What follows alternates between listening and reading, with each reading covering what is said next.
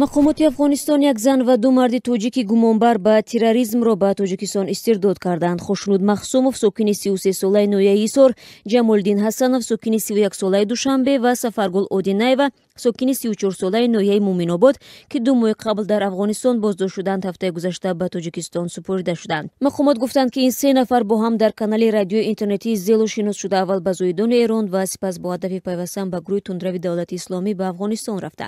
Як манбаъ дар ниҳодҳои интизомии Тоҷикистон рӯзи 11 декабр ба радио Зуди гуфт, Сафаргул Одинаева аз ин ду марди ҳамроҳаш бузургтар будааст. Аз ин рӯ онҳо барояш ваъда медиҳанд, ки дар Афғонистон бо ягон узви Дииш ба шавҳар медиҳанд, афзуд ӯ.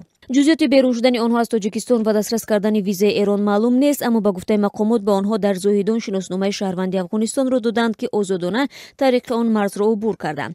Ба гуфтаи ҳамсӯҳбати мо, зоҳиран дар зоҳидони Эрон як гурӯҳи фаъол аст, ки тариқи вилояти нимрӯзи Афғонистон ба гурӯҳи тундрави давлати исломӣ ҷангҷӯёнро ҷалб мекунад.